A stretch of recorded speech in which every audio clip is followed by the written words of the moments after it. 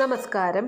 എല്ലാവർക്കും പ്രാർത്ഥനാ തീർത്ഥത്തിൻ്റെ പുതിയൊരു വീഡിയോയിലേക്ക് സ്വാഗതം.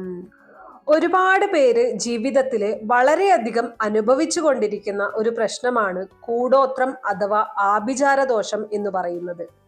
നമ്മുടെ ജീവിതത്തെ തകർക്കാനായി, നമ്മുടെ ജീവിതത്തെ തകിടം മറിക്കാനായി അസൂയാലുക്കളും ശത്രുക്കളും ചില വസ്തുക്കളിലൂടെയോ ആഭിചാര ക്രിയകളിലൂടെയോ മന്ത്രവിധികളിലൂടെയോ ചെയ്യുന്ന ദോഷങ്ങളാണ് ഈ പറയുന്ന കൂടോത്രം അഥവാ ആഭിചാരദോഷം എന്ന് പറയുന്നത്.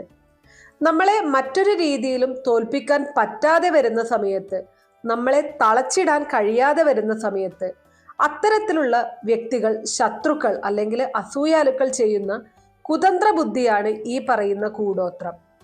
ഈ കൂടോത്രം ഏറ്റുകഴിഞ്ഞാൽ അല്ലെങ്കിൽ നമുക്കോ വീടിനോ കൂടോത്രം ബാധിച്ചു കഴിഞ്ഞാൽ ചില ലക്ഷണങ്ങളിലൂടെ നമുക്കത് തിരിച്ചറിയാനായിട്ട് സാധിക്കുന്നതാണ്. ആ ഒരു ലക്ഷണങ്ങൾ മനസ്സിലാക്കി നമുക്ക് കൂടോത്രം ബാധിച്ചിട്ടുണ്ട് എന്ന് തിരിച്ചറിഞ്ഞു കഴിഞ്ഞാൽ നമുക്ക് വളരെ എളുപ്പത്തിൽ ചെയ്യാൻ സാധിക്കുന്ന ഒരു പരിഹാര മാർഗം കൂടിയുണ്ട്.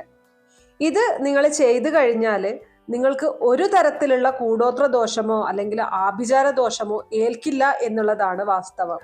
പക്ഷേ നമുക്ക് കൂടോത്രം ബാധിച്ചിട്ടുണ്ട് എന്നുള്ളത് തിരിച്ചറിയുക എന്നത് വളരെ പ്രധാനപ്പെട്ട കാര്യമാണ്. പല രീതിയിലുള്ള ബുദ്ധിമുട്ടുകൾ, പ്രശ്നങ്ങളൊക്കെയും കൂടോത്രത്തിന്റെ ഭാഗമായിട്ട് നമ്മൾ അനുഭവിക്കേണ്ടതായിട്ട് വരും. അപ്പോൾ ആ ഒരു സമയത്ത് നമുക്ക് ബാധിച്ചിരിക്കുന്നത് കൂടോത്രമാണ് എന്നുള്ളത് തിരിച്ചറിയണം. അതിനുശേഷം വേണം നമ്മൾ ഈ പരിഹാര മാർഗം ചെയ്യാനായിട്ട്. ഇങ്ങനെ ചെയ്തു കഴിഞ്ഞാൽ ആ കൂടോത്രം ചെയ്തവർക്ക് തന്നെ അത് തിരിച്ചടിക്കുന്ന രീതിയിലേക്ക് കാര്യങ്ങൾ പോവുകയും നമുക്ക് എല്ലാ തരത്തിലും അതിൽ നിന്നും ഒഴിഞ്ഞു നിൽക്കാൻ സാധിക്കുകയും ചെയ്യും. അപ്പോൾ ഇന്നത്തെ വീഡിയോയിൽ ഞാൻ പറയാൻ പോകുന്നത് കൂടോത്രം ബാധിച്ചു കഴിഞ്ഞാൽ വളരെ പെട്ടെന്ന് തന്നെ നമുക്ക് തിരിച്ചറിയാൻ സാധിക്കുന്ന ചില ലക്ഷണങ്ങളെക്കുറിച്ചും അതുപോലെ തന്നെ നമ്മൾ ചെയ്യേണ്ട ആ ഒരു പരിഹാര മാർഗത്തെക്കുറിച്ചുമാണ്. നിർബന്ധമായിട്ടും എല്ലാവരും അറിഞ്ഞിരിക്കേണ്ട, മനസ്സിലാക്കിയിരിക്കേണ്ട ഒരു കാര്യം തന്നെയാണിത്.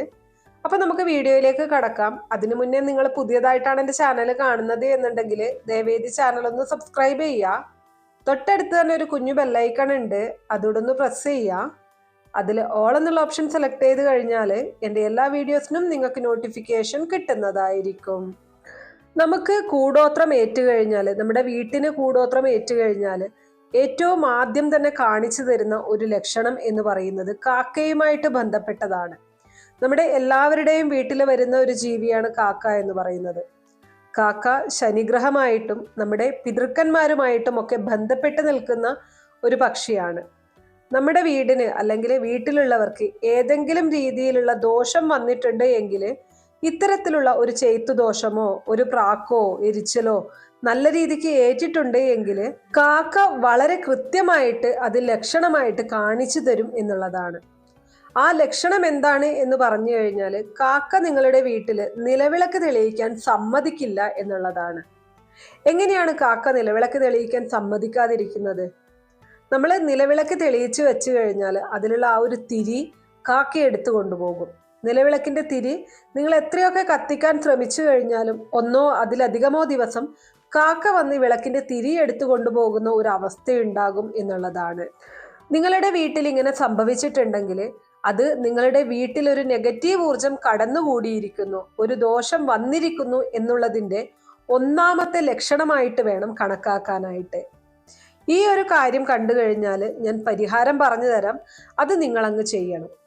ചെയ്തു കഴിഞ്ഞാൽ ഈ ദോഷം ഒഴിഞ്ഞു പോകുന്നതാണ്. ഒരു കാര്യം ആലോചിച്ചാൽ നിങ്ങൾക്ക് മനസ്സിലാകും, കാക്ക എല്ലാ വീട്ടിലും ഒന്നും ചെന്ന് തിരിയെടുക്കില്ല. എരിഞ്ഞുകൊണ്ടിരിക്കുന്ന വിളക്ക് അണക്കാനായിട്ട് കാക്ക എല്ലാ വീട്ടിലും സമ്മതിക്കില്ല. നമ്മുടെ വീട്ടിലാണ് കാക്ക വന്ന് ഇങ്ങനെ ചെയ്യുന്നത് എന്നുണ്ടെങ്കിൽ അതിന് കൃത്യമായ ഒരു കാരണം ഉണ്ട് എന്നുള്ളത് എല്ലാവരും മനസ്സിലാക്കുക.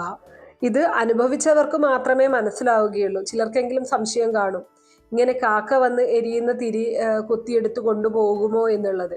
ഈ വീഡിയോ കാണുന്ന ആർക്കെങ്കിലും ഒക്കെ ഇങ്ങനത്തെ അവസ്ഥകൾ വീട്ടിലുണ്ടായിട്ടുണ്ടെങ്കിൽ തീർച്ചയായിട്ടും കമന്റ് വഴി അറിയിക്കുക. പല വീടുകളിലും സംഭവിക്കുന്ന കാര്യമാണ്. കൂടോത്രം ഏറ്റിട്ടുണ്ടെങ്കിൽ, ഏതെങ്കിലും തരത്തിലുള്ള ശത്രുദോഷം ബാധിച്ചിട്ടുണ്ടെങ്കിലൊക്കെയും ഇങ്ങനെ ഒരു അവസ്ഥ നിങ്ങളുടെ വീട്ടിൽ വന്നു ചേരാറുണ്ട്. പക്ഷെ ഇത് അനുഭവിക്കാത്തവർക്ക് ഇത് കേൾക്കുമ്പോൾ ഒരു പുതുമയുള്ള കാര്യമായിട്ട് തോന്നിയേക്കാം. ഇനി രണ്ടാമത്തെ ലക്ഷണം എന്ന് പറയുന്നത് നിങ്ങളുടെ വീടിന്റെ മുറ്റത്ത് കാക്ക ചത്തു കിടക്കുന്നതായിട്ട് കാണുന്നതാണ്. നമ്മുടെ വീട്ടുമുറ്റത്ത് കാക്ക ചത്തു കിടക്കുന്നത് കാണുന്നത് വളരെ ദോഷകരമായിട്ടുള്ള ഒരു കാര്യമാണ്. സാധാരണയായിട്ട് കാക്ക ചത്തുകിടക്കുന്നത് നമുക്ക് കാണാനായിട്ട് സാധിക്കില്ല എന്നാണ് പറയുന്നത്. അപൂർവങ്ങളിൽ അപൂർവമായിട്ട് മാത്രമേ കാക്ക ചത്തുകിടക്കുന്നത് നമുക്ക് കാണാനായിട്ട് സാധിക്കുകയുള്ളൂ. നിങ്ങളുടെ ആരുടെയെങ്കിലും വീടിന്റെ മുറ്റത്ത് കാക്ക ചത്തുകിടക്കുന്നതായിട്ട് കാണുകയാണ് എന്നുണ്ടെങ്കിൽ ഇത് അപൂർവമായിട്ടുള്ള ഒരു കാര്യമാണ് എന്നുള്ളത് മനസ്സിലാക്കണം.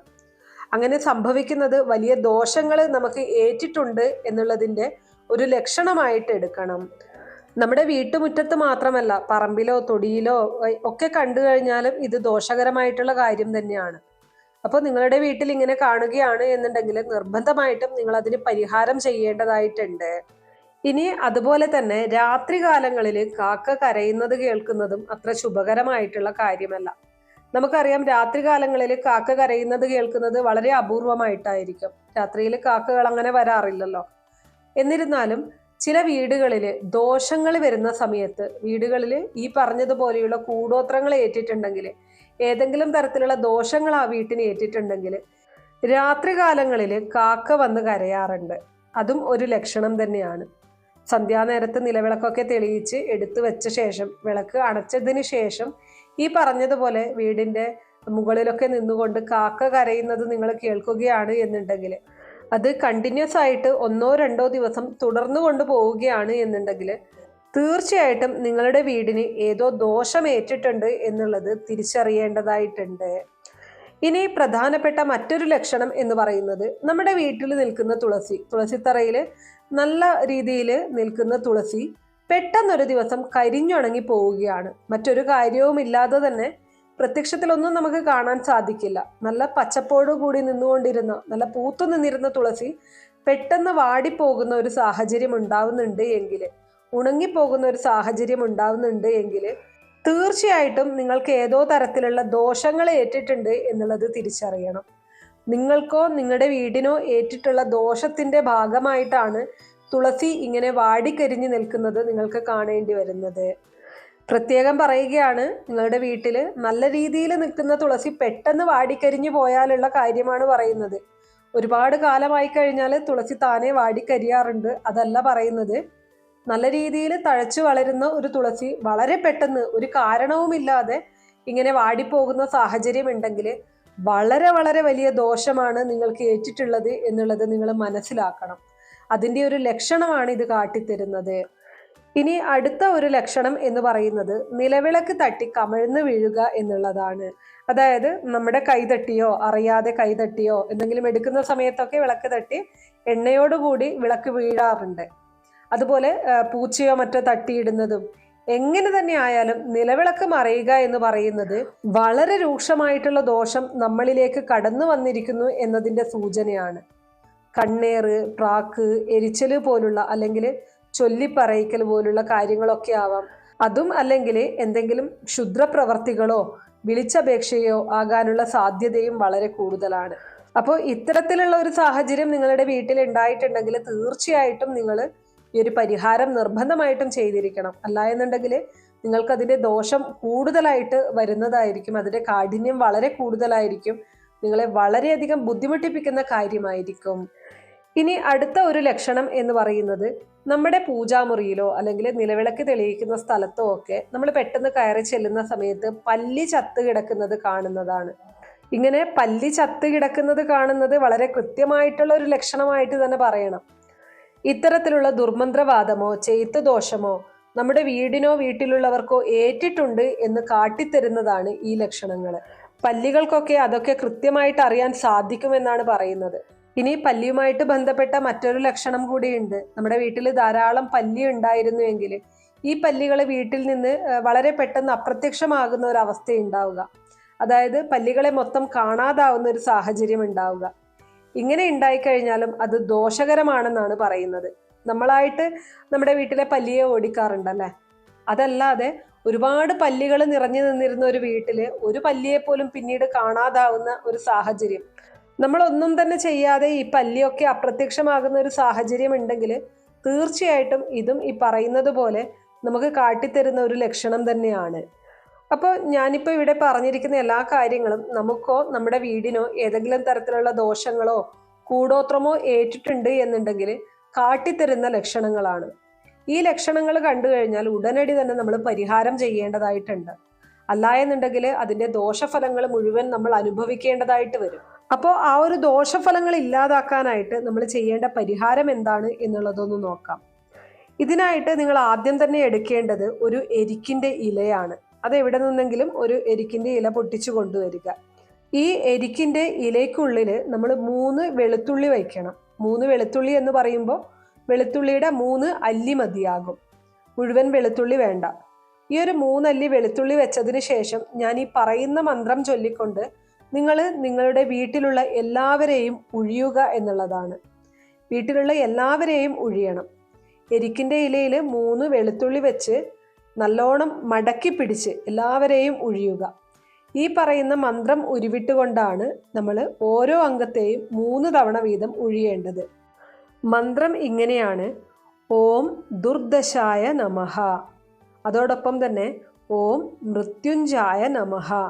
ഈ 2 മന്ത്രങ്ങളും നമ്മൾ 3 തവണ വീതം ചൊല്ലണം. അതായത് നമ്മൾ ആദ്യത്തെ ആളിനെ മുന്നിൽ നിർത്തുന്നു, ഓം ദുർദശായ നമഃ, ഓം മൃത്യുഞ്ജായ നമഃ എന്ന് പറഞ്ഞ് 1 തവണ ഒഴിയുന്നു.